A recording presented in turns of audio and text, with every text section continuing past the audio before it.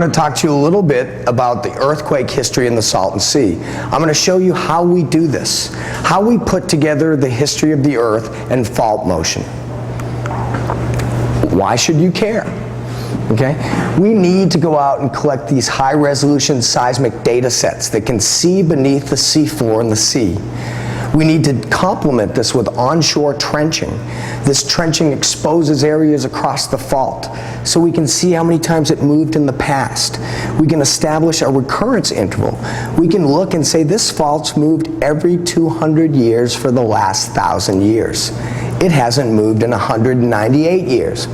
Okay. So this is important to do.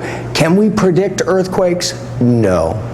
Can we say that some faults may be overdue? Yes. Okay? And that leads us to this next point. The southernmost segment of the San Andreas Fault, or what we call the Coachella segment, runs right in this area. It usually has high slip rates. Okay? It's had a long quiescence. Okay? Rip Van Winkle's been sleeping here a long time. All right? 325 years. All right? When it slips 2 to 3 meters at a go. Okay?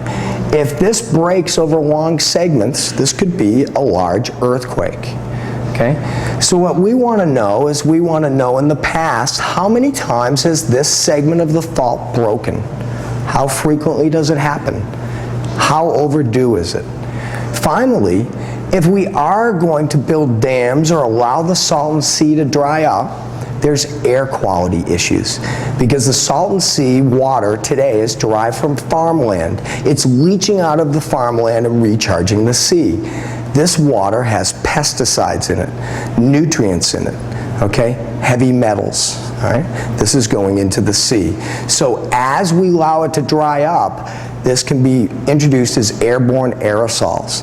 Some of the worst asthma problems in the state of California are in Imperial Valley. We also have this problem in Owens Valley when we diverted the water in the early 1900s down to LA. So air quality issues are important for the people that live in that area. Senator Denise DeCheney wrote a letter to the editor just a few weeks ago to the Union Tribune, calling out the importance of the Salton Sea. It's an important place for migratory birds. Okay? How we save the Salton Sea, or if we save the Salton Sea, should be based on data. All right? That's my opinion. Okay?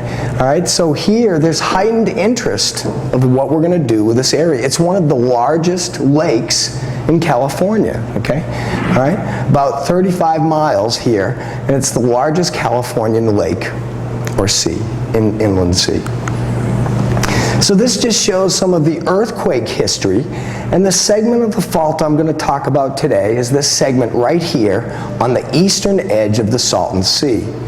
We know very little about what happens in the sea, how the deformation is transferred from the Imperial Fault here in Mexico up to the Coachella segment of the San Andreas or over into the Superstition Hills San Jacinto fault system. We know very little about what's happening under the lake. There's been no surveys. Okay? All right? Again, this just shows the last 22 major quakes in California.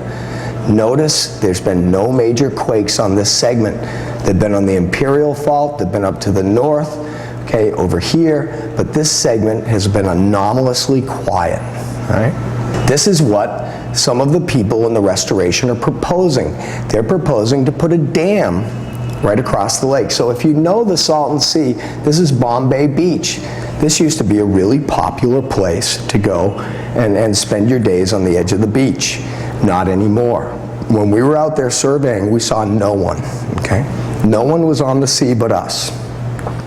I want to point out to you that the sea at the shoreline is about 245 feet below sea level. Okay? It is below sea level. And the deepest parts get down to about 275 feet below sea level.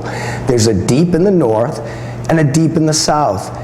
And my colleagues and I, who are working this, Graham Kent here at Scripps, he's a senior researcher, and Gordon Seitz, he's a professor over at San Diego State University, we're working together to do this onshore-offshore approach to study the Salton Sea. We believe this saddle or shoal between these two deeps is tectonically controlled. It's a fault. Do we want to build the dam right on top of the fault? The restoration project has spent millions of dollars to core the sediments in the base of the Salton Sea. They want to know their strength. They want to know whether they can support this dam. We've been working with this group, okay, and this group here in the report says that their data doesn't preclude that active fault strands could cross the location of the planned structures.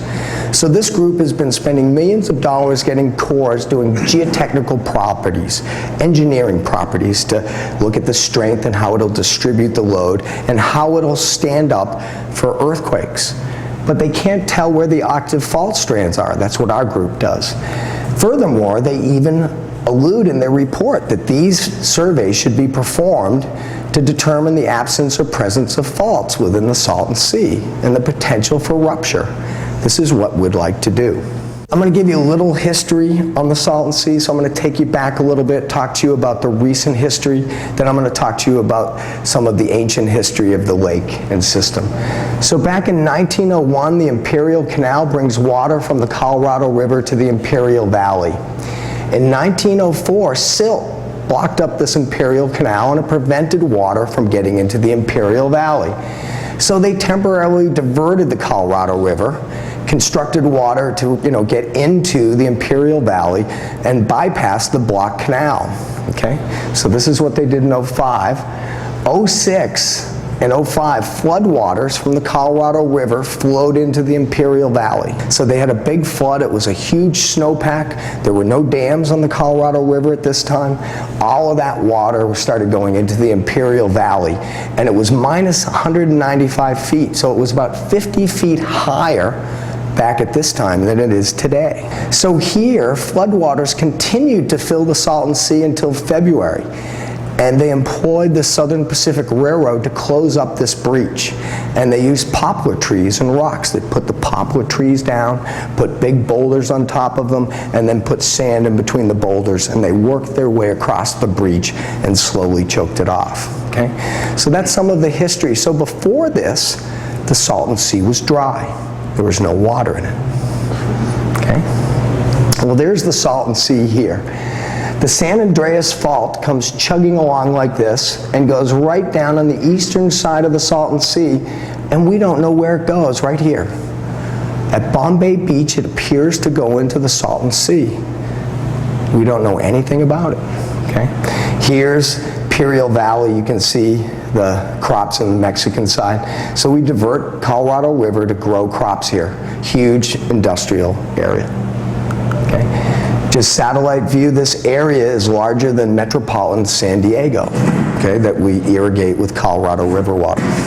Okay, so you can just see this is a huge area of irrigation and farmland south of the Salton Sea.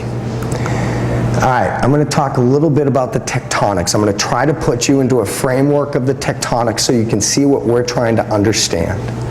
So here, as I've told you, is the San Andreas Fault segment, the southern segment, Coachella segment. It terminates right here. It terminates into what we call this Brawley seismic zone. Along this Brawley seismic zone, there's frequent low magnitude earthquakes. There's a lot of volcanic activity. Rhyolites are being placed. Our geothermal plants are right here, right along the southern shores of the Salton Sea. Somehow this connects up to the Imperial Fault. Here's the Superstition Hills Fault over here. These are two 1986 earthquakes that popped on the Elmore Ranch Fault here. The fault I alluded to before, the extra fault, we think goes across and controls this high between these two deeps, the northern deep and the southern deep. But how exactly do the faults interact? How do they transmit deformation to their neighboring fault? Do they all pop at once? Does one pop and then it progressively moves along? How frequently does this happen? We don't know. Okay? So our goal was to try to collect data and map in here. I'm first going to present some of the data onshore and some of the trenching. So here, Salt Creek runs right down here And I'm going to show you later on seismic data here. So Salt Creek enters into the Salton Sea here, and the reason we went to Salt Creek is it has modern sediments. Modern sediments help us determine how many times the fault has moved through time. Okay? So we get to dig these big trenches and run big equipment. Great perk. What we do is we try to find areas with modern sediment across the fault strands. These modern sediments they're like a tape recorder. The more sediment, the higher fidelity the tape recorder. So here, let me just walk through. So this right here is the San Andreas Fault. This is scale. This is Gordon Seitz's work. One of my students, Danny Brothers, has been working with Gordon excavating some of this. And this is a meter on a side. All right, so if you look at this fault, it's a right lateral fault. This piece here is moving to the north. This piece across the faulted area where the ladder is moving to the south. Okay? When we blow this up, you can see that the layers are actually offset and faulted. Okay? This is recording some of the tectonic deformation and activity on this fault. We can also see lakes. This is lake here, 6, lake 5, and then lake 4 over here, and then the lake level really dropped and we developed a channel. And we eroded the existing lake beds. So we can read this like a history book of the earth. Okay? Unfortunately, a lot of the pages are ripped out, usually the end. All right? So the book, right when you get to the exciting part, it's gone. Okay? All right? This just shows a blow-up of what I just showed you. So we can see certain diagnostic characteristics that tell us when the lakes were deep. Fine-grained sediment, laminy. When the lakes were shallow, we get sands, we get deltas. So there's certain characteristics of the sediments that tell us about the history of the lake. We can also date the carbon. So we can get very accurate radiocarbon dates and figure out the history. So here we go from lake 6 up into 5, and then the lake level really fell, and all these layers were truncated by a riverbed. And then the water level rose again and the riverbed was flooded. You get lake 3, lake 2, lake 1. And up here is the 1907 lake. Now this is way up high above the modern Salton Sea. Now I'm going to show you this and come back to the 1907 data when I show you the offshore data and show you how well it correlates with the onshore data. So this is what this truncation looks like when you're out in the field and it's 105 degrees, okay? It comes up and you can see all these layers terminate against this layer. So they all come up like this. This is the river channel here.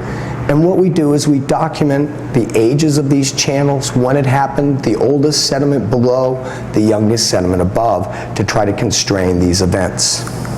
Okay? This just shows some of these faults and the offset layers.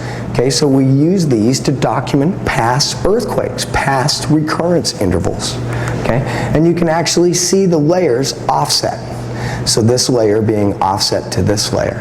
Okay, so the trenches provide us a wall that we can sample carbon, shells, wood, pollen, needles, pine cones, things like this, and we can age date them very accurately using radiocarbon C14. This is a channel on the southern side of the wall, so we can see these channels throughout the lake, and we can look at when the lake was deep and when the lake was shallow. All right, now we're going to jump into what we did a month ago. Okay, so here, we went to the Salton Sea. There's no one out there. There's no one on the Salton Sea. Okay, we launched the boat using this giant crane. So we were on this pontoon boat right here. Then we put the chirp system where we mounted pontoons on it. We put it in a frame. This is the chirp system that we've built here at Scripps, and this allows us the capability to image beneath the lake floor. This shows the bottom of the instrument. This part of the instrument makes the noise. Okay? It's called a chirp. It does sound like a 300-pound cricket, but the name is not an onomatopoeia. It's an acronym for compressed high-intensity radar pulse. So this here makes the noise, and these receivers pick it up and record it. Okay? Well, it does look like you're driving through like polynya or ice forming with all this foam on it. There's so much nutrients that the water's anoxic, and it has algae growing in it. It glows nuclear green at night, okay?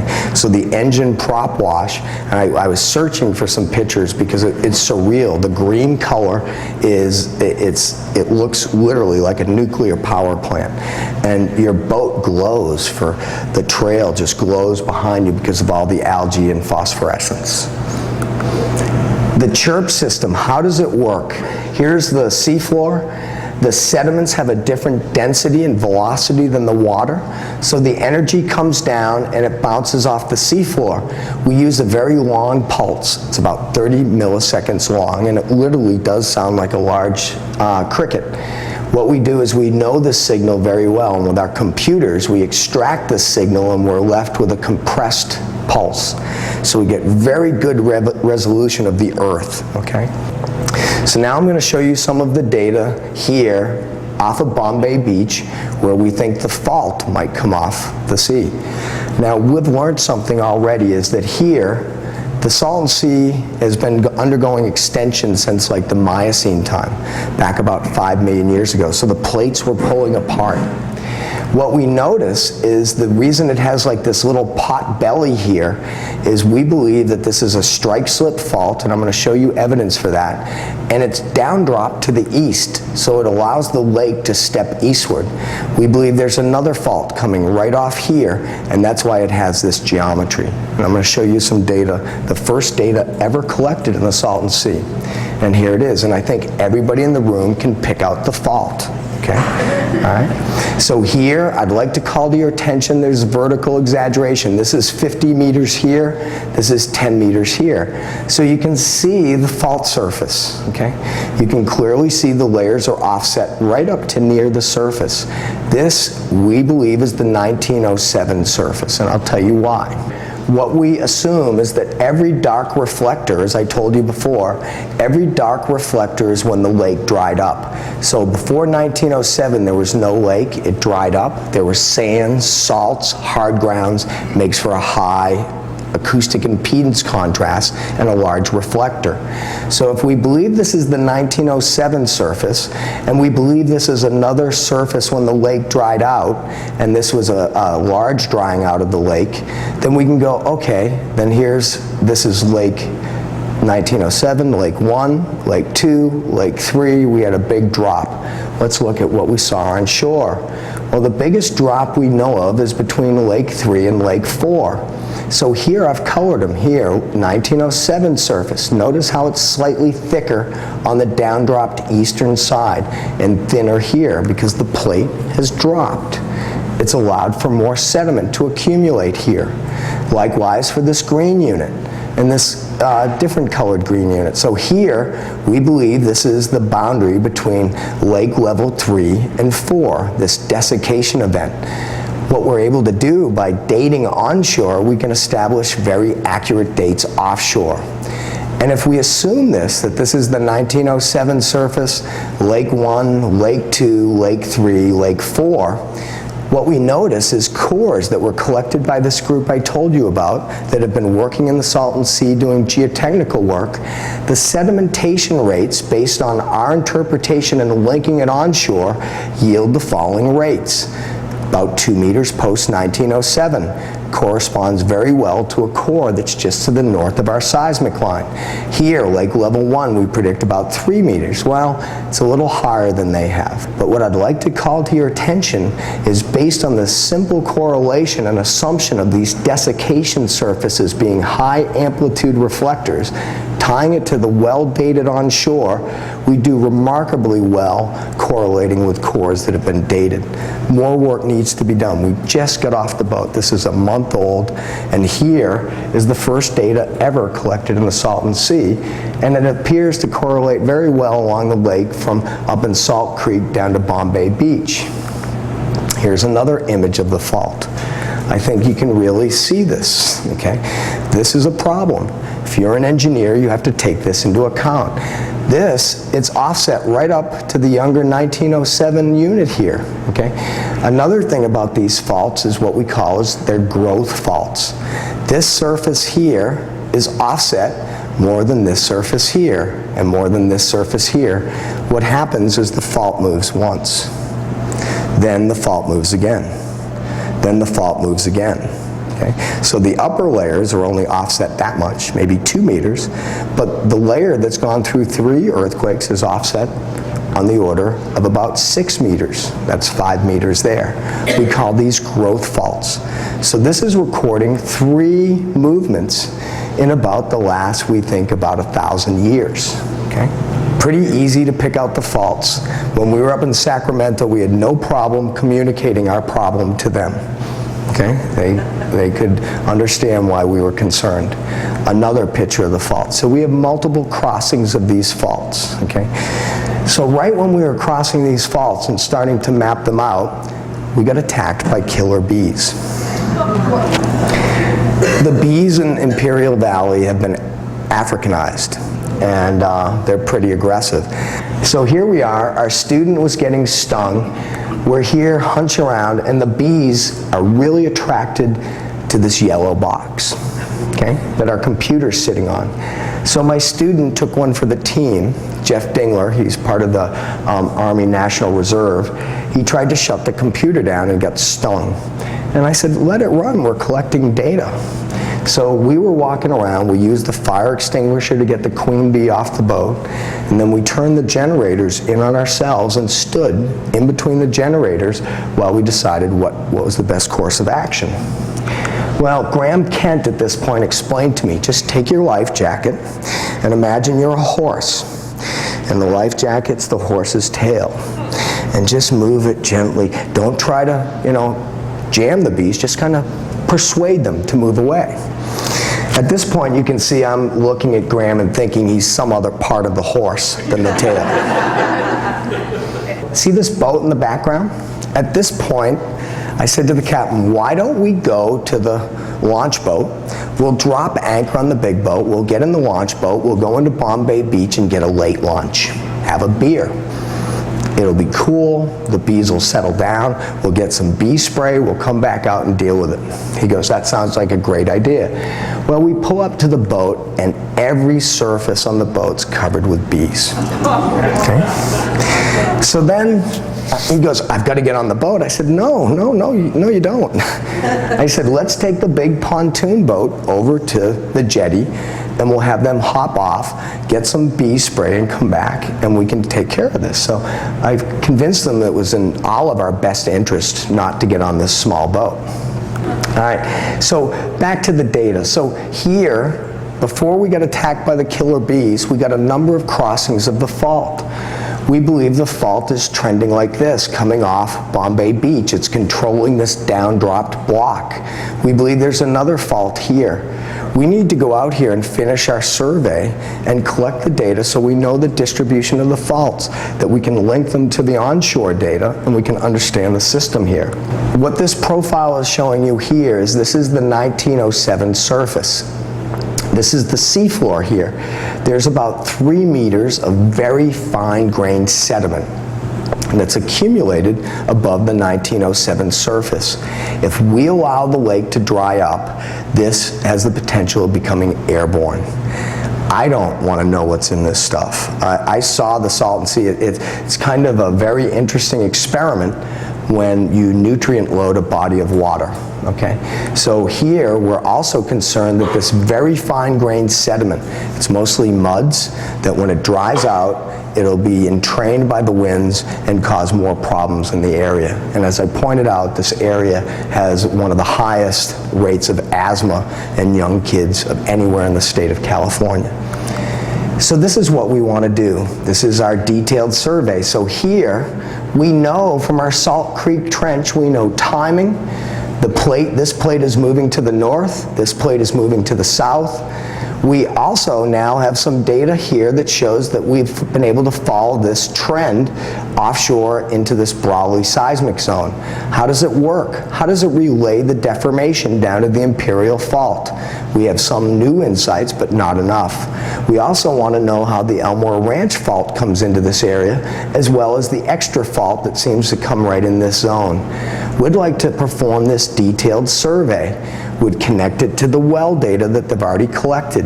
But here would be able to define the architecture, the distribution of the faults in the Salton Sea, would be able to plan better of how to use our knowledge of geohazards in engineering. This is the boat that sank. So I call this guy's Brian Bonacker. He owns environmental resources here right on the eastern shore of the Salton Sea. I called him MacGyver, okay? Because all of his stuff would break and was held together with rubber bands and paper clips and everything else. Well, this boat sank on us, okay? So we had to tow it to shore and save it, and he's drying out the engine trying to get it to work again, okay? And now I'm going to run this movie of what happened. So here, a big storm, that's us in this boat, kicked in. He came on the boat and he goes, I have to get the women off first. So he took my 3 graduate students off first, and Graham and I were left on this big pontoon boat going up and down. And I asked Graham if he had a harmonica or something, because we might as well play an instrument while we're going down. So here's the boat coming in. Brian said it was the worst seas he's seen there for like the last 10 years. You'll watch us come in now over this surf, and we're rounding into this jetty, and now see the life jackets? The life jackets he had were like for 12-year-olds, so it was like an Elizabethan collar around my neck, okay? So, you know, it was a pretty hair-raising day, and we left the large boat out there anchored in the bay. Well, the boat broke anchor and drifted like 3 miles to the east and ended up on the eastern shore of the Salton Sea. No roads, nothing. I'm there. Graham called me that morning and goes, I don't see the boat. The boat's gone. So we're thinking it sank. And it had all of our equipment on it. So we started looking around the shores, and we found it way over here. This is right by where the train check station is going across the border. So we're way down away from Bombay Beach, I'd say 2 to 3 miles. So I rented a 5-yard front loader, and we went out there and we drove across the Salton Sea and saved the chirp. We got the front loader stuck. They charged me $180 to clean it, because when they delivered it was brand spanking clean. And when I gave it back to them, there was mud right up to the top. It took me all day. I built a road out to the Salton Sea with this 5-yard front loader. So I guess the point I want to make to you here is that from data, we can make informed decisions. We fought hard to get these 3 lines, okay? I didn't tell you the story about the engine falling off the boat. That's next time, okay? It was quite a week, okay? But we need to go back there. We need to know the distribution of faults there. We need to know how active they are. We need to work from knowledge. And the message I'd like to let you know is that here at Scripps, Al Gore's movie has just come out. He shows images from my 2004 paper, Glacial Lakes Flooding and Discharge of Fresh Water into the North Atlantic. What I think we need to do in the future is we need to collect data. We need to work from areas where we can quantify some of these processes and have a better understanding of how they operated in the past, so that we can look to the future and preserve our way of life. Thank you.